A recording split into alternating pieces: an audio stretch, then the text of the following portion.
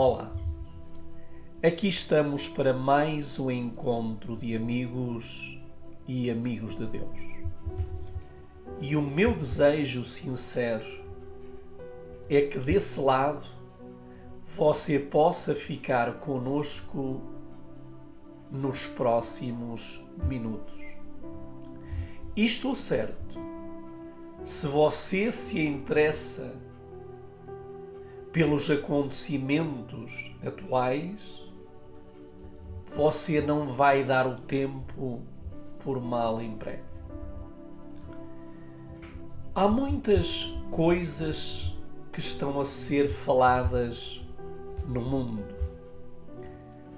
Guerras e rumores de guerras, inclusive agora com a entrada de Trump no comando da nação mais poderosa do mundo, tudo indica que poderemos estar à beira de uma cessação da guerra entre a Rússia e a Ucrânia e também entre Israel e a Palestina. Além de grandes acontecimentos catastróficos que estão a devastar o nosso planeta. Mas, sem dúvida alguma, que a notícia que está a merecer mais destaque nestes últimos dias é a hospitalização de Francisco, o Bispo de Roma. Muitas pessoas, católicas, não católicas, se têm juntado para intercederem por este que é considerado no planeta o homem mais importante da Terra. Porém, há uma pergunta que está sendo feita na mente de muita gente. E se morrer? É neste contexto que nós gostaríamos de ouvir aquilo que este jornal, alguns dias atrás, transmitiu. O Vaticano divulgou o boletim sobre o estado de saúde atualizado do Papa. O Papa Francisco vem passando por um momento de saúde delicado. Ao redor do mundo, fiéis se reúnem orando pela melhora do pontífice. O Papa Francisco está hospitalizado em Roma, na Itália, desde o dia 14 de fevereiro. Ele chegou a apresentar um quadro de saúde crítico. Na noite desta quarta-feira, o Vaticano divulgou um novo boletim médico. Uma tomografia computadorizada de tórax revelou uma evolução normal do quadro inflamatório pulmonar. O Papa Francisco apresentou uma leve e contínua melhora nas últimas 24 horas, descartando a condição crítica como informada desde a última semana. Desejamos melhoras para o Papa Francisco. Todos neste planeta, algumas exceções, claro está, existem, desejam as melhoras do Bispo de Roma.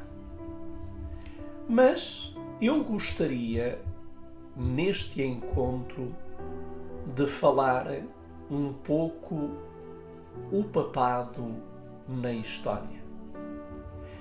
A história do papado é a história do Papa e Bispo de Roma, chefe da Igreja Católica, tanto em seu papel espiritual e temporal, que cobre um período de aproximadamente 2000 anos. O papado é uma das instituições mais duradouras do mundo. E agora notem o que diz a Wikipédia. Teve uma participação proeminente na história da humanidade. Gostaria que nos detivéssemos nesta última frase.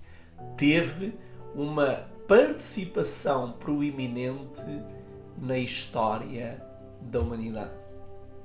Segundo a Igreja Católica Apostólica Romana, embora eu não concorde com essa afirmação e ensinamento, eles dizem que o primeiro Papa foi São Pedro, que segundo eles recebeu de Jesus o supremo poder pontifício, instituiu a primeira ordem eclesiástica e a oração do Pai Nosso.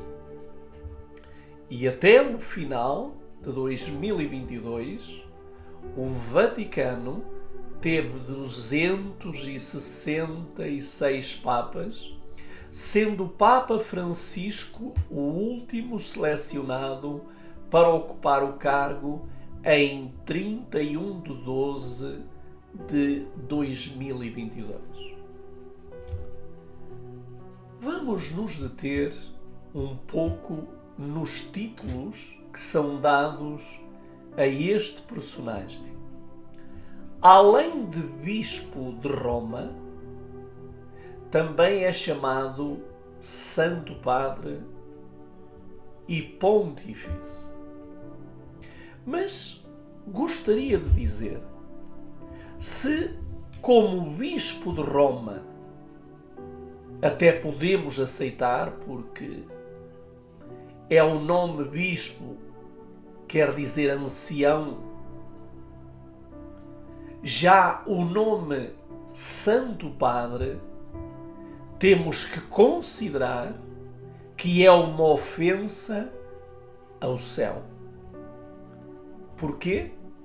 Porque o único Pai que é santo, em sua origem, na sua pessoa e em tudo aquilo que realiza, é o nosso Pai Celestial, Criador dos céus e da terra, de todas as coisas visíveis e invisíveis.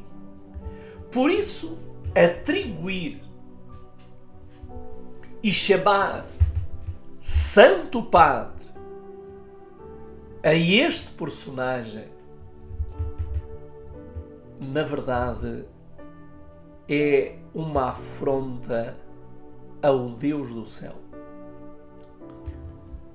Se o nome Santo Padre já é uma afronta, Pontífice, que quer dizer construtor de pontes,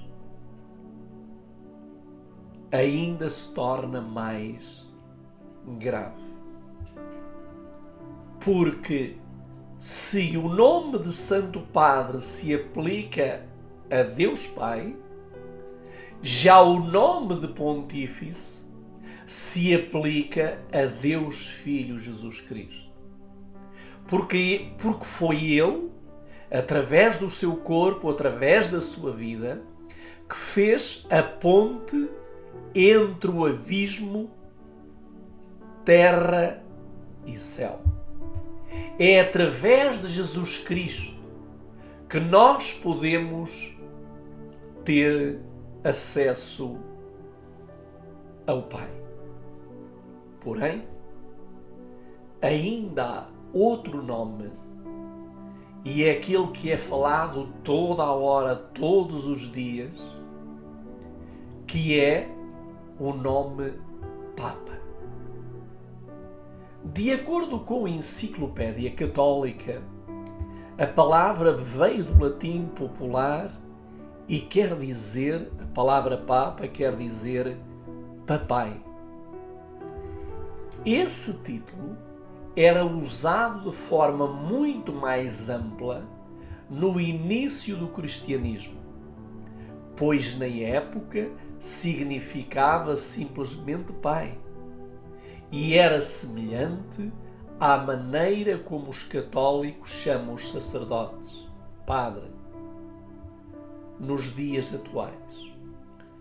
Reparem que se os dois nomes que nós falamos, Santo Padre e Pontífice, é uma afronta, este também não só é uma afronta, mas é condenado pelo Senhor Jesus Cristo no livro de São Mateus, capítulo 23, Mateus 23, e vamos ler o versículo 9. Mateus 23, versículo 9, que diz assim: E a ninguém na terra chameis vosso Pai, porque um só é vosso Pai, o qual está nos céus. Jesus não poderia ser mais claro. Ele diz: só existe um Pai, e o Pai está nos céus. Agora, há muitas pessoas que, quando leem este texto, se perguntam: então quer dizer que eu não posso chamar ao meu pai biológico? Claro que sim. É um dever nosso. Até porque há um mandamento na Santa Lei de Deus, que é o 5º mandamento, que diz: honra teu pai e tua mãe. Mas quando se refere aqui a pai, é a nível espiritual. Alguém que é considerado pai. E vocês sabem que desde os imperadores, no passado, as pessoas tinham que lhe prestar honra só porque eles estavam numa posição, numa hierarquia mais elevada, porque eram imperadores e reis. Por isso, este nome também nós temos que riscá-lo do nosso vocabulário em relação ao Bispo de Roma. Porque não só este, mas se nós virmos também que é num contexto espiritual, diz no versículo 7 do mesmo capítulo, diz aqui: vós, porém, não quereis ser chamados de Rabi. Versículo 8 do capítulo 23. Vós, porém, não quereis ser chamados de Rabi, porque um só é vosso mestre, a saber, o Cristo. Ou seja, o que nos mostra aqui é que o atributo de Pai como Deus é apenas exclusivo a Deus Pai. E chamar mestre, o único mestre, é Jesus Cristo, o Filho. É isto que a Bíblia nos ensina. Mas vamos avançar um pouco e vamos conhecer o surgimento, a origem e o porquê do papado na Bíblia. Em 2 de Tessalonicenses, no capítulo 2, versículo 3 e 4, o apóstolo Paulo vai nos falar de um personagem e vai nos descrever características específicas desse personagem. E também nos vai mostrar como esse personagem, como e quando ele iria aparecer no tempo. Reparem o que é que ele diz, o apóstolo Paulo, sabiamente escrevendo: ninguém de maneira alguma vos engane, porque não será assim sem que antes venha a apostasia. Ou seja, ele está a falar da apostasia. E o que é a apostasia? A apostasia, um apóstata, é aquele que conhecia a verdade de Deus, abraçou-a, defendeu-a, pregou-a, mas afastou-se dessa verdade. Isso é apostasia. E quando a apostasia surge o pecado. Ou seja, o pecado só se manifesta na apostasia.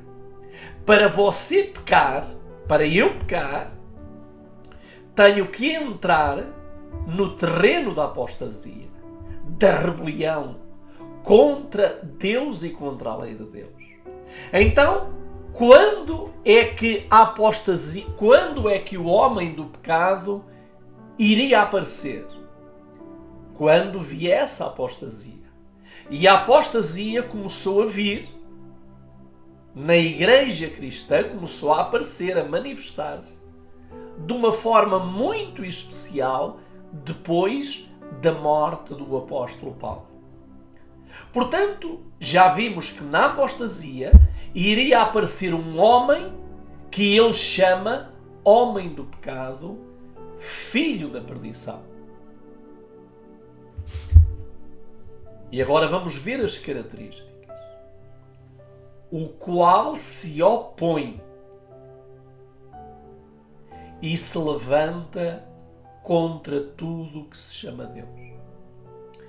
A primeira grande característica deste homem do pecado, que se manifesta no tempo da apostasia,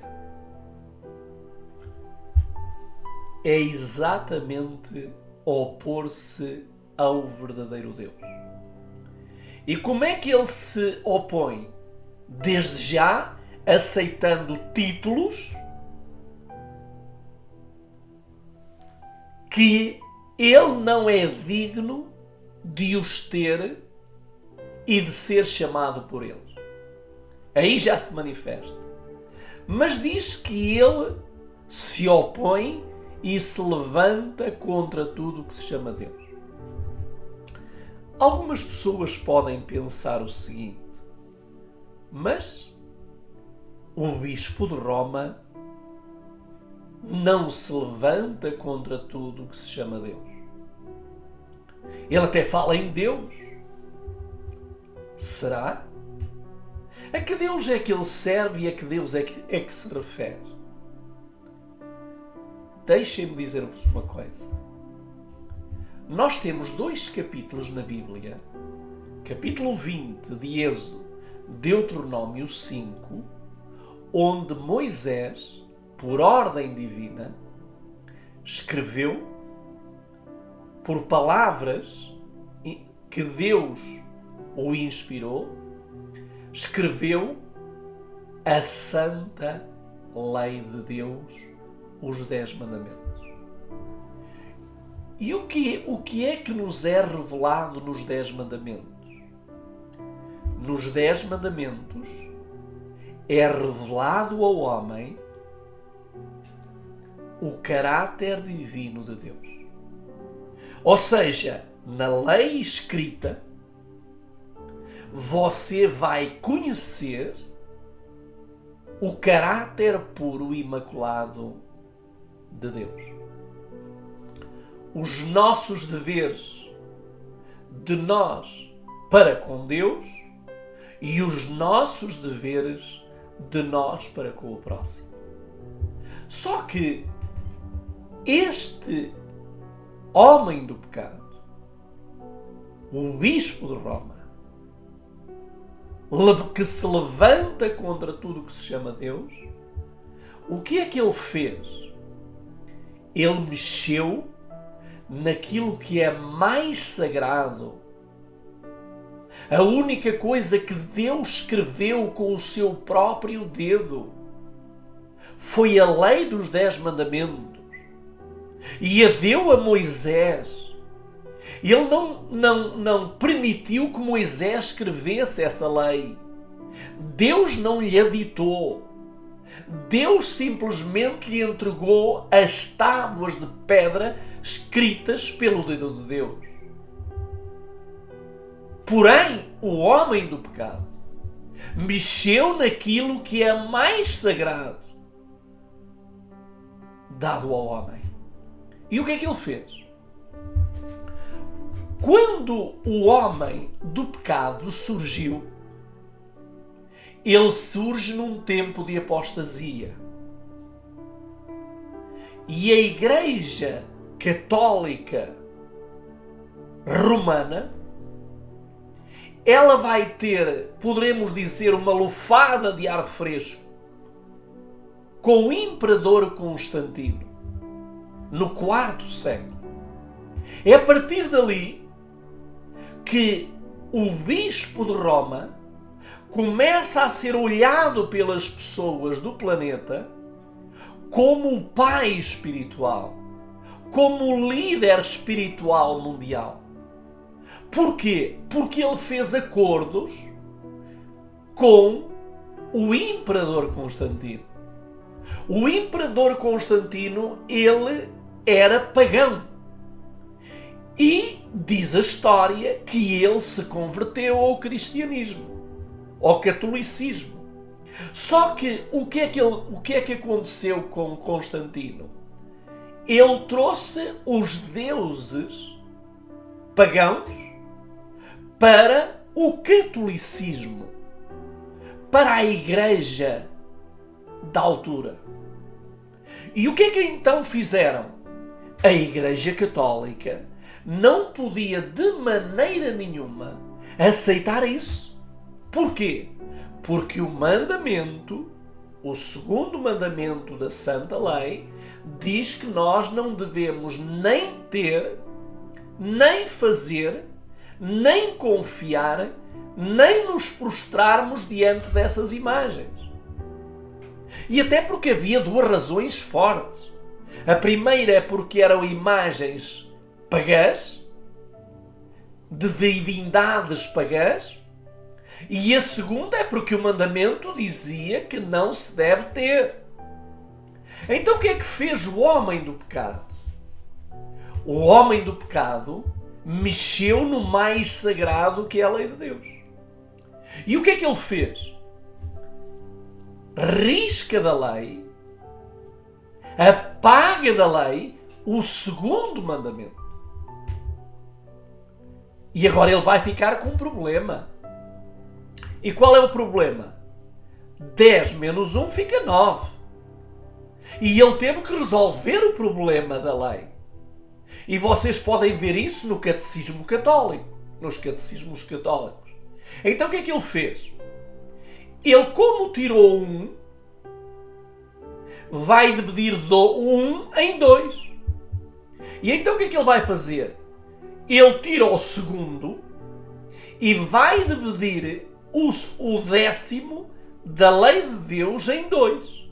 E assim já ficou com 10. Porque o décimo não é mais 1, mas para a Igreja Católica passou a ser 2. E o que é que ele fez? Vai mexer no selo de Deus, no selo que vai ser a grande guerra, até ao dia em que o tempo da graça se encerrar. E qual é esse? Em vez de manter o sábado como o dia do Senhor, eles criaram uma lei em que em vez de sábado diz: santificai domingos e festas de guarda. Ou seja, o homem do pecado mexeu naquilo que era mais sagrado. E por isso é que se cumpre que ele, como disse o apóstolo São Paulo, se levanta contra tudo o que se chama Deus. A lei de Deus é o caráter de Deus. Mexendo na lei, levantou-se contra Deus. Mas vamos ver outra coisa curiosa. No livro de Apocalipse, no capítulo 13 e no versículo 18,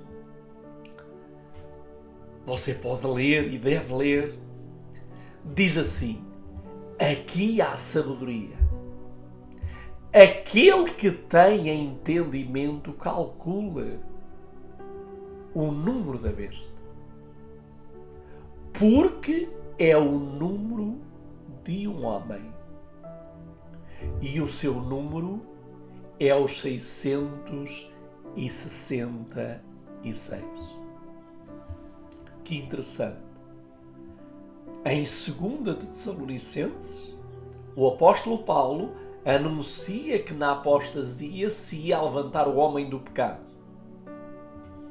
Em Apocalipse 13:18, informa-nos que esse homem do pecado tem um número de homem. E esse número é os 666. Queridos amigos, como as coisas começam a tornar claras. Vamos agora para o capítulo 13 e vamos ler o versículo 1 até ao versículo 3 de Apocalipse. E você pode acompanhar na tela, que diz assim: E eu, João, pus-me sobre a areia do mar e vi subir do mar uma besta que tinha 7 cabeças e 10 chifres, e sobre os seus chifres 10 diademas, e sobre as suas cabeças um nome de blasfémia. E agora nota: e a besta que vi era semelhante a um leopardo, e os seus pés como de urso, e a sua boca como de leão. Portanto, temos aqui descritos 3 animais. Temos aqui o leopardo, temos aqui o urso e temos aqui o leão. Há um capítulo no livro de Daniel onde nos é descrito os 4 principais reinos e cada reino como um animal ou como uma besta. E então aqui mostra-nos que este senhor, esta besta, e nós sabemos que a palavra besta na Bíblia tem que ver com rei e reino. Esta besta vai receber do dragão, e é importante sabermos quem é o dragão. A grande maioria das pessoas já sabe quem é o dragão, mas eu quero dar-lhe evidências bíblicas. No capítulo 12 do livro de Apocalipse e no versículo 7 diz assim: E houve batalha no céu. Miguel e os seus anjos batalhavam contra o dragão. E batalhava o dragão e os seus anjos. E agora veio o versículo 8. Mas não prevaleceram, nem mais o seu lugar se achou nos céus. E foi precipitado o grande dragão, a antiga serpente, chamada Diabo e Satanás, que engana todo o mundo. Ele foi precipitado na terra e os seus anjos foram lançados com ele. Então quem é que é o dragão? O diabo. Agora eu pergunto: este homem que se levantou na apostasia, que tem o número 666 que o identifica, recebe o poder do dragão. Agora, o dragão é o diabo. E nós sabemos que há 3 coisas que definem o caráter do diabo. Jesus disse que ele veio para matar, roubar e destruir. Agora eu pergunto: nestas 3 coisas, qual delas é a melhor? Nenhuma delas. Pois bem, porquê é que não é nenhuma delas? Porque o dragão não tem nada bom a dar que tenha boas consequências finais. Então, este dragão vai dar ao homem do pecado, que é o Papa, que é o Bispo de Roma, vai-lhe dar o quê? Seu poder, seu trono e grande poderio. E quando é que isto vai acontecer de uma forma mais evidente? No ano de 1929. Nós sabemos que o papado veio à existência a partir do quarto século. Porém, nós também sabemos, como a Bíblia diz no livro de Apocalipse, que esse poder, que era conhecido como o pai espiritual, o líder religioso, esse poder iria sofrer uma ferida. E essa ferida aconteceu no ano 1798. Em 1798, um general de Napoleão Bonaparte vai à Itália, prende o Papa e leva-o preso para uma cidade francesa chamada Valence.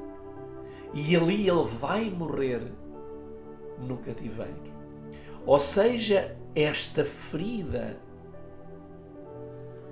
vai trazer consequências terríveis. E desde 1798, esta ferida entrou num processo de cicatrização. Quer dizer que a influência que ele teve no passado não estava a ter agora, depois de 1798. Porquê? Os títulos deixaram de lhe ser atribuídos, os governantes não estavam muito preocupados em seguir as ordens do Bispo de Roma, mas precisa chegar o dia 1929. E o ano 1929. No ano 1929, conhecido como o Tratado de Latrão, em fevereiro, Benito Mussolini vai devolver de novo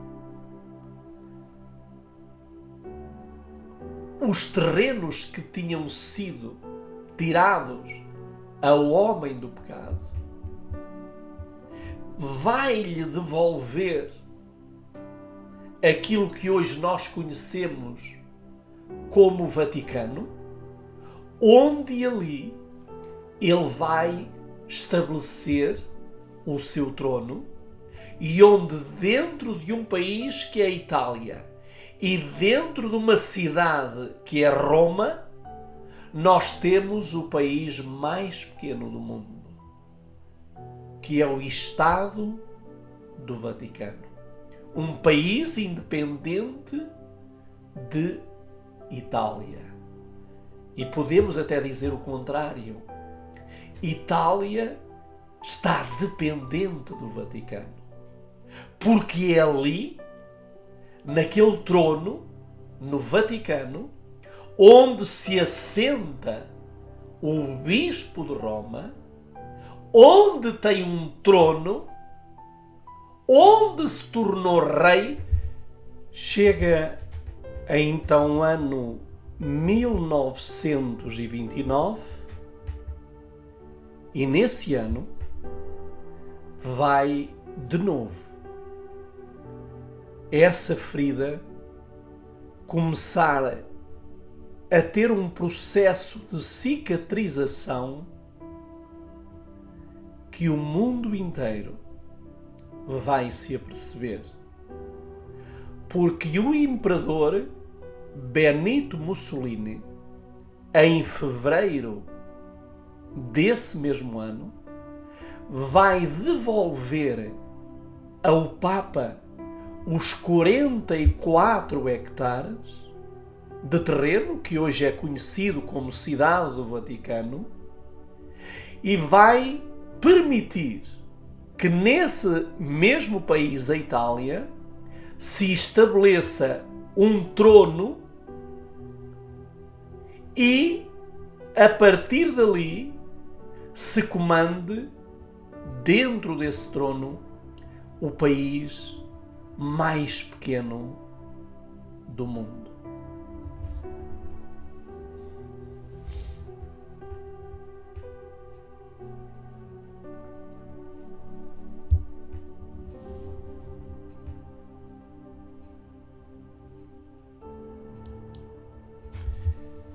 Portanto, é em 1929 que começa o grande processo de cicatrização da ferida que aconteceu em 1798 pelo general Berthier. E tal como a Bíblia havia dito, havia profetizado, é ali na cidade de Roma, e de uma forma especial no Vaticano, que é estabelecido um trono e que o próprio líder da Igreja Católica vai se tornar duplamente rei. Ou seja, ele torna-se o rei do país do Vaticano e torna-se o rei, entre aspas, o pai, religioso no planeta. Vejam o que a serva do Senhor disse. No livro Grande Controvérsia, ela diz assim: uma vez Satanás se esforçou por estabelecer um compromisso mútuo com Cristo, chegando-se ao Filho de Deus no deserto da tentação e mostrando-lhe todos os reinos do mundo e a sua glória dos mesmos, ofereceu-se a entregar tudo em suas mãos se tão somente reconhecesse a supremacia do príncipe das trevas. Portanto, nós conhecemos a história, é o momento em que Satanás vai ao encontro de Jesus quando ele estava há 40 dias jejuando e desafia-o por 3 vezes para levá-lo a cair em tentação. E esta tentação diz que Satanás chegou junto dele e faz ali uma cena, poderemos dizer uma cena de hipnose, mostra-lhe os reinos do mundo, a beleza deles, para tentar seduzir Cristo. E o desafio que lhe propôs foi o seguinte: tudo isto será teu se prostrado me adorares uma única vez. Ou seja, o que é que ele queria? Que Jesus, que merece adoração e deve ser adorado, ele adorasse aquele que não merece nenhum tipo de adoração, mas que desde sempre, depois da sua queda, reclama essa adoração. E então Jesus, como nós conhecemos a história, Jesus não cedeu e simplesmente o mandou embora, disse: vai-te, Satanás, porque somente a Deus adorarás. Satanás ficou revoltado. E agora notem o que ele pensou: eu não consegui enganar Jesus, homem, levando a adoração. Mas ele idealizou um plano. E a mensageira do Senhor diz assim: mas Satanás obtém maior êxito em apresentar ao homem as mesmas tentações. E agora, de que forma? Para conseguir proveitos e honras humanas, a Igreja foi levada a buscar o favor e apoio dos grandes da terra. E, havendo assim rejeitado a Cristo, foi induzida a prestar obediência ao representante de Satanás, o bispo de Roma. Ou seja, o que é que Satanás pensou? Eu vou levantar um homem, eu vou estar a comandá-lo, e de uma forma direta aquilo que lhe vão fazer a ele, vão-me fazer a mim. E eu vou receber a adoração através dele. E quem é esse? O bispo de Roma. E agora eu faço uma pergunta. E está a acontecer isso no mundo? Olhem para a preocupação que hoje o mundo está a ter com a enfermidade do bispo de Roma, com o homem do pecado. Vejam se Satanás, através deste plano macabro, se está ou não conseguir os seus objetivos, levar o homem a adorá-lo por meio de um outro homem. Eu espero que você que está aqui conosco e que me está a ouvir, você não caia de maneira nenhuma nesta armadilha satânica. Vamos ver se isto é não uma realidade. Se há provas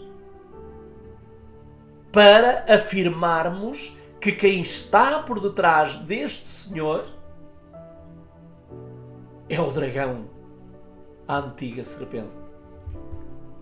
Em primeiro lugar, eu gostaria de ler para vocês uma frase que foi dita em Singapura por este ser,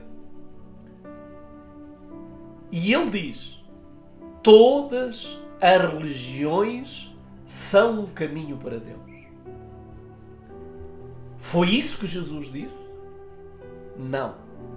Jesus disse que só há um caminho que nos conduz a Deus.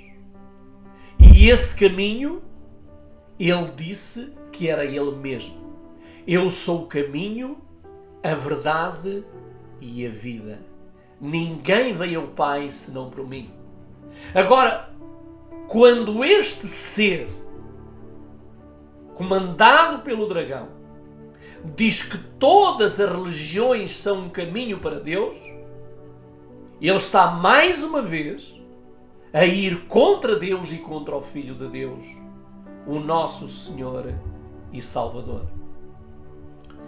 Malachi Martin, um jesuíta que escreveu um livro, As Chaves deste Sangue, ele diz que no Vaticano são feitas grandes cenas de satanismo. Ou seja, ali são feitas obras de adoração ao próprio Satanás. E se você não quer acreditar naquilo que eu estou a dizer, e que é feito isso no Vaticano, então deixe-me dizer-lhe uma coisa. Porque existem na história da Igreja Católica dois papas. O Papa vestido de branco e o Papa vestido de negro. Mais ainda, deixem-me fazer-vos outra pergunta. Olhem para o lugar onde Francisco se senta na sala oval,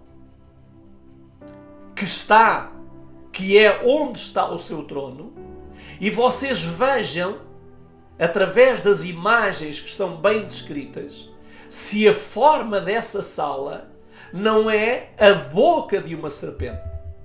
Analisem com os vossos próprios olhos. 2 janelas representam os olhos e a parte do teto representa a boca da serpente com o corredor e os assentos.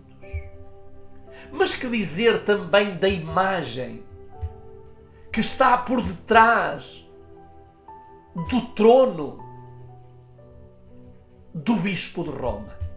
Analisem o que é que aquilo tem que ver com o Deus do céu. Eu gostaria que nós pudéssemos ouvir.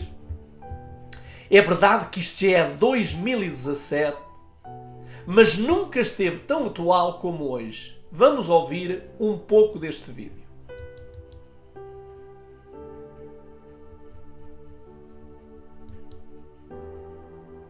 Vejam isto. Vocês lembram-se quando ele disse estas palavras? Ele disse que Jesus teve que pedir perdão a Maria. Lembram-se, amigos? Aqui mesmo. Ele diz, observem, ele diz: Maria e José não foram capazes de encontrar Jesus. Por esta pequena escapadela, Jesus provavelmente teve que suplicar o perdão dos seus pais. Se Cristo teve que pedir perdão a Maria, o que é que isso significa? Que Cristo pecou. Ele disse, o Evangelho, o Papa falando, o Evangelho não diz isto, mas eu acredito que podemos presumi-lo. Mas escutem isto. Ele diz isto. Se você está doente e duvida do amor de Deus, você pode orar a Maria. Ele disse, agência de notícias católicas, apenas há 2 dias atrás, e diz, o Papa falando, pede a ajuda de Maria. Se a doença torna difícil para você acreditar na misericórdia de Deus, conselhos do Papa Francisco. Então, como é que podemos chamar o papado uma organização cristã? Quando ele está a sugerir que Deus é um bárbaro como pessoa.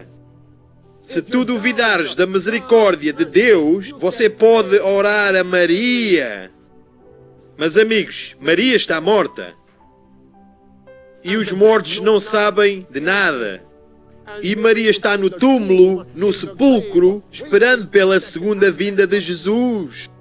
Então agora, quando o Papa diz, você pode orar a Maria, que Maria é esta? É um demônio chamado Maria. É idolatria. E chamam isto uma organização cristã.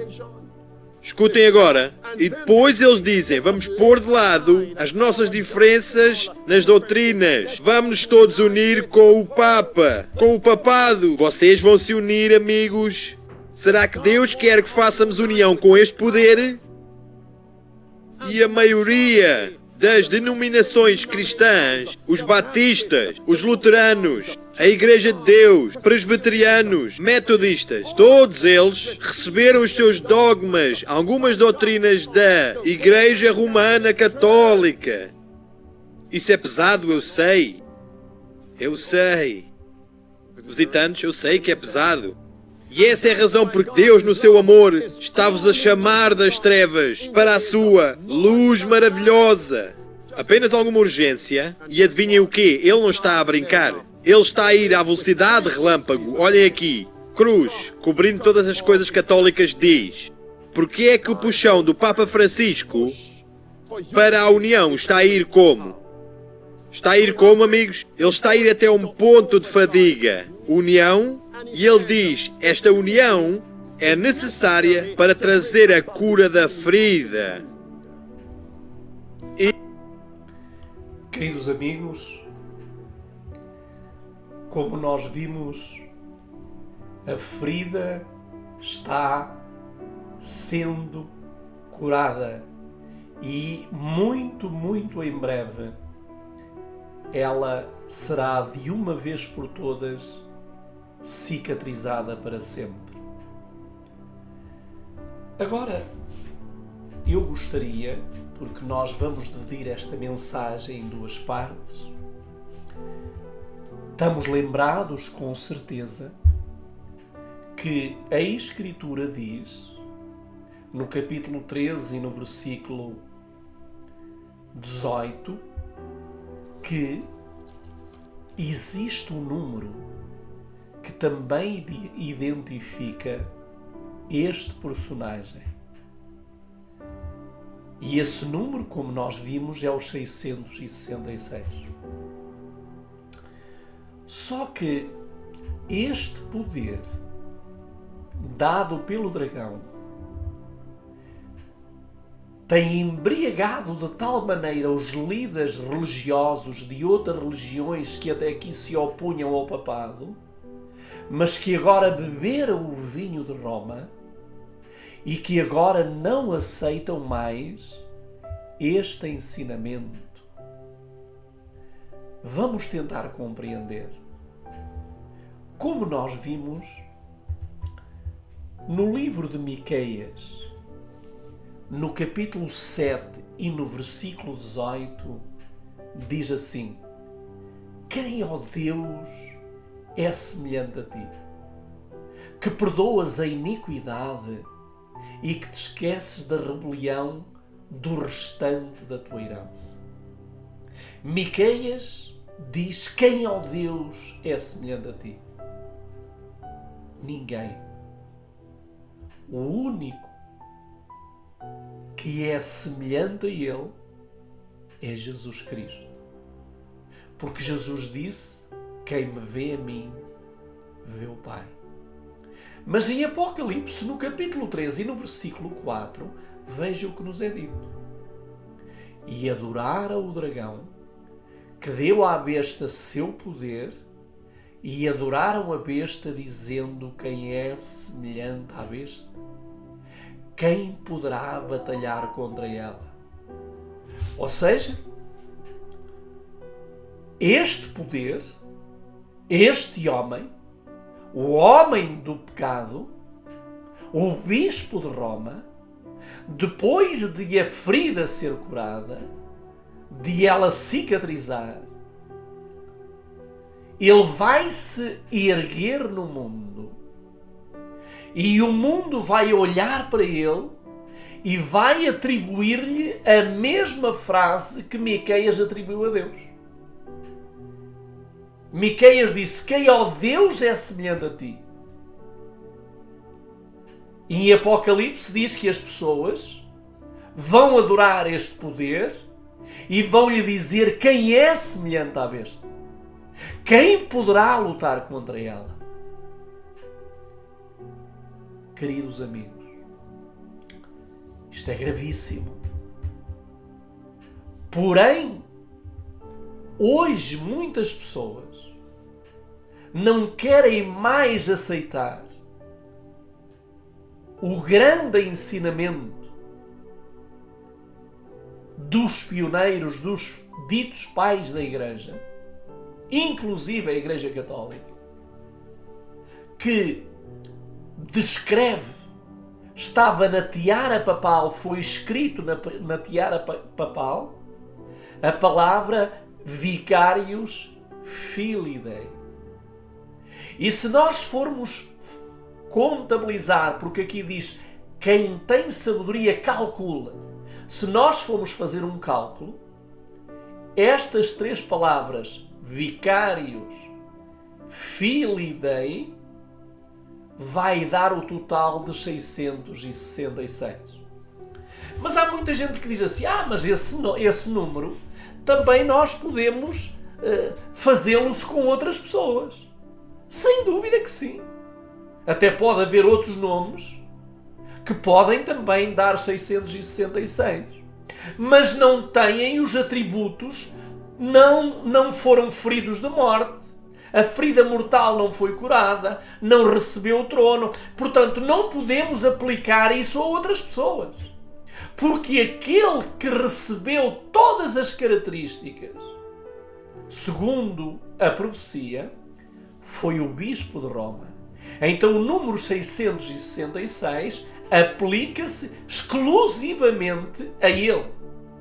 Porém, eu digo com tristeza porque a Igreja Adventista, durante anos, e eu há 5 décadas como adventista, sempre aprendi que o Vigarius Filidae representa o número do papado.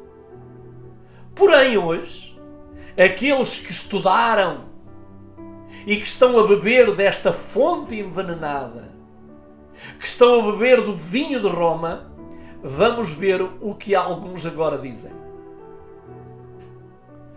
Por exemplo, um pastor que eu até admirava bastante. Aqui está a sabedoria. Veja o que ele diz. Aquele que tem entendimento calcule o número da besta, pois é número de homem. Ora, esse número é 666. A ideia ou a interpretação mais popular no Brasil para os 666 teve sua origem principalmente com Uriah Smith. E no livro que ele escreveu sobre as profecias do Apocalipse, deixem-me só dizer que aquilo que ele acabou de afirmar não é verdade. Antes de Uriah Smith, outros escritores, inclusive católicos, referiram-se ao papado como sendo o personagem que se aplica o número 666. E eu lamento que este pastor, que é pago pelos homens e mulheres sinceros e que se dizem filhos de Deus, venha dizer algumas e terríveis barbaridades. Só porque estudou num seminário, está a querer deitar por terra aquilo que os pioneiros da Igreja Adventista defenderam com todas as suas forças. Mas vamos continuar a ouvir.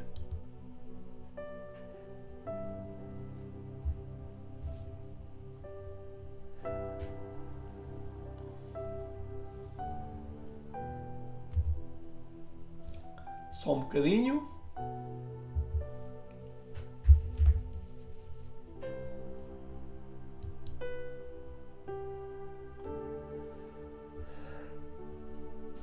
aqui está a sabedoria. Aquele que tem entendimento calcule o número da besta, pois é número de homem. Ora, esse número é 666. A ideia ou a interpretação mais popular no Brasil para os 666 teve sua origem principalmente com Uriah Smith. E no livro que ele escreveu sobre as profecias do Apocalipse, na página 214, Uriah Smith escreveu: a expressão mais plausível que a nosso ver sugere o número da besta é um dos títulos aplicados ao Papa de Roma. É o seguinte: Vicarius Filii Dei, substituto do Filho de Deus. Então, no próprio livro de Smith, aparece o que nós chamamos de gematria. O que é uma gematria? É quando você confere valor numérico a letras de um alfabeto. E através dessa gematria, Uriah Smith chegou aos 666. Ele influenciou um outro jovem teólogo da Igreja Adventista, chamado J.N. Andrews.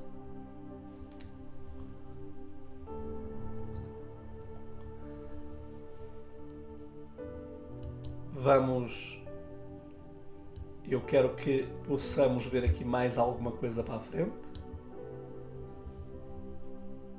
Documento falso e usando uma foto com Photoshop.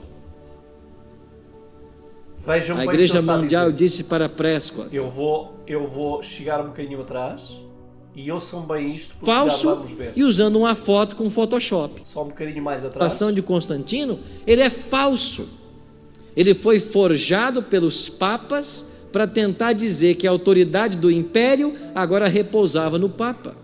Mas a igreja disse que o documento é falso. Então nós estávamos tirando um título de um documento falso e usando uma foto com Photoshop. A Igreja Mundial disse para Prescott: não faça mais isso. não use esse argumento, não apresente mais essa foto. Mas quando a advertência chegou, já havia se espalhado a teoria. E ela chegou aqui em terras tupiniquins, através desses autores que eu acabei de mencionar. Então não há apoio histórico para essa interpretação. Mas eu vou dar para vocês 5 motivos para você não... Portanto, ele diz que não há apoio histórico, que é um documento forjado, que é um documento que não existe. Agora vamos ver um outro pastor da Igreja Adventista a falar do mesmo assunto e vamos ver documentos da Igreja Adventista. Ele disse que era um documento forjado. Vamos ver agora o que é que diz este pastor. Olá, meus queridos amigos, tudo bem com vocês? Sejam bem-vindos aqui ao nosso canal Fala Sério Pastor. É muito bom ter vocês aqui. Aqui nós respondemos perguntas diversas, falamos sobre teologia, sobre história, sobre religião, enfim. Este é um espaço onde você pode participar, você pode encaminhar sua pergunta para mim. É só mandar no meu Instagram, que está aparecendo aí embaixo a sua pergunta, e você vai aparecer aqui no canal, tá bom? Nós teremos o maior prazer em responder as suas perguntas. Bom, eu espero que o vídeo de hoje seja bom para você, eu espero que seja um vídeo que possa realmente ajudar você na sua vida espiritual. Então fica com a gente aí até o final do vídeo.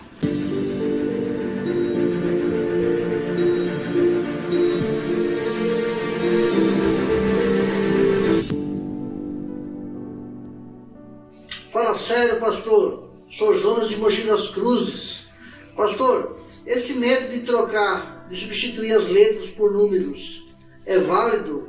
É um método correto para interpretar Apocalipse 13, 18? Explica para nós aí. Abraço, excelência. Jonas, que pergunta, hein, meu amigo? Essa é uma pergunta, na verdade, que tem sido feita aí nos últimos quase 2000 anos. O que representa o 666. Bom, a teologia adventista, eu estou aqui com um comentário bíblico, este aqui de Apocalipse. A teologia adventista já por muito tempo, desde, se não me falha a memória, foi o pioneiro Ry Smith que discorreu sobre este assunto, falando, aplicando ali o termo vicário filho Dei, né, o vigário filho de Deus, é uma expressão em latim, né, Vicarius Filii Dei, e aí na somatória dá 666. Alguns já fizeram com o nome de Nero, enfim. Eu vou ler para vocês o que diz o comentário bíblico acerca deste assunto, e aí a gente fica na opinião do comentário bíblico sobre este tema, tá bom? E diz aqui o seguinte: o número da besta. É importante observar que a besta foi identificada de maneira conclusiva. Então, a primeira coisa que a gente precisa entender é que eu não preciso do número 666 para identificar o poder a que se refere Apocalipse capítulo 13, dos versos 1 em diante. Você tem uma besta que emerge do mar e você tem uma besta que emerge da terra. A identificação desse poder religioso que emerge do mar não se dá com o número 666. Tá? Se nós excluíssemos o verso onde fala o número 666 pelas características que aquele governo traz, a gente claramente identifica. Então, o poder religioso identificado em Apocalipse 13 como sendo a primeira besta, ele é realmente identificado com base nas características do verso 1 a 10, sem necessariamente precisar destes versos. Fala de uma ferida mortal, fala de características religiosas, fala do tempo de perseguição que ele faria, né, 1260 anos ou 42 meses, enfim. Todas as demais características apresentadas em Apocalipse 13, versos 1 a 10, são suficientes para a identificação do poder. O 666 seria uma confirmação, ok? Mas vamos lá, a continuação. O número proporciona evidências confirmatórias disso. Então, como eu falei, apenas para confirmar. Desde os primórdios do cristianismo, há grande discussão quanto ao significado do 666. Um dos primeiros a escrever sobre o assunto foi Irineu, que viveu do ano 130 até o ano 202 depois de Cristo. Ele identificou a besta como o anticristo e acreditava que o valor numérico das letras de seu nome somaria 666. Sugeriu que o nome Teitan, às vezes considerado divino, era uma grande probabilidade. Também sugeriu, embora de maneira menos provável, o nome Lateinos. Este seria o último dos 4 reinos que Daniel viu. Ao mesmo tempo, advertiu, portanto, é mais garantido e menos perigoso aguardar o cumprimento da profecia do que fazer suposições e especular possíveis nomes, uma vez que muitos nomes se encaixam no número mencionado, e isso até hoje, ok? Então, nós não fazemos teologia assim, não, vamos escolher um nome, encaixou, então está aqui, porque vários nomes podem ser encaixados, mas a pergunta é, eles se encaixam no contexto de Apocalipse 13, da primeira besta? Quando você analisa todos os detalhes deste poder perseguidor, que tem características civis e religiosas, será que estes nomes se encaixam? E aí a gente vai ver. Nós temos uma visão preterista que aplica a Nero, aos imperadores ali, e nós temos a visão historicista, né? Vamos continuar. Diz o seguinte: desde a época então de Irineu, 666, foi aplicado a diversos nomes. O número por si só não é suficiente para identificar a besta, isso já mencionamos, uma vez que vários nomes podem prover a soma 666. No entanto, como a besta já foi identificada, o número 666 deve se relacionar com este poder. Então, primeiro nós identificamos o poder com base nas características que se apresentam ali nos versos do contexto. E depois o 666 vai confirmar isto. Ok? Do contrário, não haveria motivo para o anjo dar a João a informação do verso 18 nesse momento da narrativa profética. Uma interpretação que ganhou força no período subsequente à Reforma é que 666 significa Vicarius Filii Dei, a expressão que significa substituto do Filho de Deus, título que seria atribuído ao Papa, o valor numérico das letras que compõem o título da soma 666. Essa interpretação se baseia na identificação do Papa como o anticristo, um conceito histórico da Reforma. O principal expoente dessa visão foi Andreas Helvig, que ele viveu no ano 1572 a 1643. Então, essa não foi uma invenção da Igreja Adventista, como alguns propõem. Pessoas que assim fazem, na realidade demonstram assim conhecer muito pouco da nossa igreja, né? E algumas pessoas, o que os adventistas dizem isso. É verdade que na nossa literatura nós temos, principalmente nos livros aí mais antigos, nossos pioneiros, e alguns materiais nossos sempre trouxeram ali a Vicarius Filii Dei. Mas essa não é uma interpretação adventista do sétimo dia, essa é uma interpretação historicista do período da Reforma. Então você vai ver que o principal expoente, Andreas Helvig, que viveu no ano 1572 até o ano 1643, ele foi o principal expoente, foi aquele que realmente trouxe esta visão. Tá? No seu livro The Prophetic Faith of Our Fathers, volume 2, na página 605 a página 608. Muitos desde então adotaram então esta interpretação. E o comentário continua dizendo o seguinte: este comentário identifica a besta como o papado, mas ao mesmo tempo reconhece que o número 666 deve ter mais implicações do que o indicado por essa interpretação popular. Então, não é se basear neste número para identificar, mas entender que outras características demonstram claramente ser este poder, né, religioso, e que este número vem apenas como uma comprovação. A respeito do título Vicarius Filii Dei, o jornal católico, isso aqui é muito importante, tá? Porque algumas pessoas dizem, não tem evidências nenhuma. Vamos ver. A respeito do título Vicarius Filii Dei, o jornal católico Our Sunday Visitor, de 18 de abril de 1915, escreveu em resposta à pergunta: que letras, alguém fez uma pergunta, né, a este jornal católico, e a pergunta foi: que letras estão na coroa do Papa e qual o significado elas têm? A resposta foi exatamente a seguinte: as letras inscritas na mitra do Papa são estas: Vicarius Filii Dei, que é a expressão latina para vicário do Filho de Deus. Os católicos acreditam que a igreja, uma sociedade visível, deve ter uma cabeça visível. Isso está na página 3. A edição de 15 de novembro de 1914 admitiu que os algarismos latinos somavam um total de 666, mas prosseguiu afirmando que muitos outros nomes também resultam no mesmo total. A edição de 3 de agosto de 1941 abordou mais uma vez a questão do Vicarius Filii Dei, para afirmar que o título não se encontra inscrito na tiara do Papa. Então aí aqui agora você já tem uma outra versão, né? Primeiro você tem o jornal... E esta versão que nós temos, quanto mais próxima do nosso tempo, mais foi influenciada pelo dragão.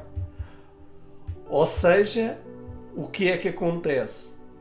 Vocês veem que nestes últimos tempos, quer a nível da Bíblia, quer dos livros do Espírito de Profecia, estão a ser alterados por aqueles que se dizem filhos e filhas de Deus. Gostaria de terminar esta primeira parte com esta pergunta que é o título da mensagem. E se morrer? Em Apocalipse, no capítulo 13, versículo 11 e 12, diz o seguinte: E vi subir da terra outra besta, e tinha 2 chifres semelhantes aos de um cordeiro, e falava como o dragão.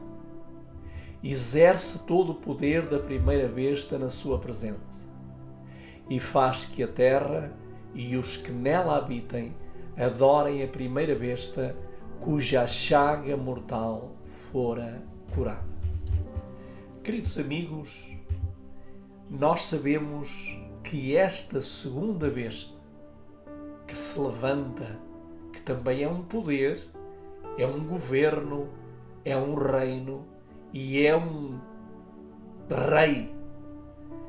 E esta segunda besta refere-se aos Estados Unidos da América.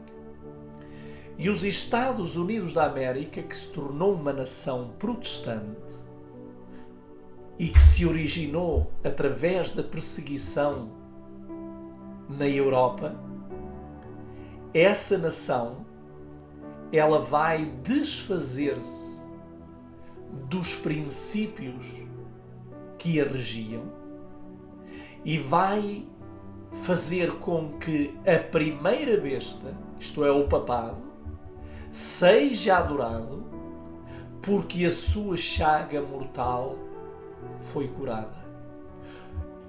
E quero dizer-vos uma coisa. Nós sabemos que desde 1929, quando a ferida mortal foi curada, surgiram até hoje estes papas: Pio XI, Pio XII, João XXIII, Paulo VI, João Paulo I, João Paulo II, Bento XVI, que renunciou, e Francisco, que pode renunciar ou pode morrer. Mas deixem-me dizer uma coisa. Independentemente do que vai acontecer a Francisco, há 4 coisas que têm que acontecer no mundo. E alguém vai contribuir para que essas aconteçam. A primeira, você pode ler isso em casa, é um governo universal, ou chamada nova ordem mundial, um governo único a comandar o mundo, segundo Apocalipse 17, 12 e 13. Também vai haver uma adoração universal, em que vai ser apresentado ao mundo, vamos agora abrir aspas, o Pai da fé. E esse nós sabemos que o mundo hoje já está num processo bem claro de adoração. E vai também aparecer e surgir o Dia Santo Universal. Vai haver um dia universal que será o domingo, e que para que esse domingo seja imposto, vai haver um decreto de morte universal, para que através do poder político e poder religioso o homem seja obrigado a cumprir esse mesmo decreto universal. Queridos amigos, gostaria de terminar com algo que muitas pessoas já esqueceram, que é E se o Papa Francisco renunciar? Vai entrar outro Papa ainda na 7ª cabeça? E se o Papa Francisco não renunciar e morrer? Então acaba a 7ª cabeça e então vem o 8º poder, que é o próprio Satanás personificando Cristo. Porque aqui menciona, queridos, no capítulo 17 e no verso 11, e a besta que era e já não é. Esta aqui é a besta do abismo. A besta que era e já não é também o 8º, e é dos 7, e irá à perdição, e vai à perdição. Queridos, esta besta que vai à perdição é a besta do abismo, mencionado aqui no capítulo 17 e no verso 8. A besta que viste foi e já não é, e há de subir do abismo e irá à perdição. A besta do abismo não é a besta que subiu do mar. A besta do abismo não é a besta que subiu da terra. A besta do abismo é a original, é o próprio Satanás, que foi lançado do céu para o abismo. Olá, meus amigos e irmãos. Queridos amigos, queremos concluir esta primeira parte e gostaria de dizer que na segunda parte nós vamos falar da besta do abismo. Portanto, fique connosco, subscreva o nosso canal, partilhe os nossos vídeos e que Deus nos ajude a não sermos embriagados com o vinho do dragão. Fiquem com Deus.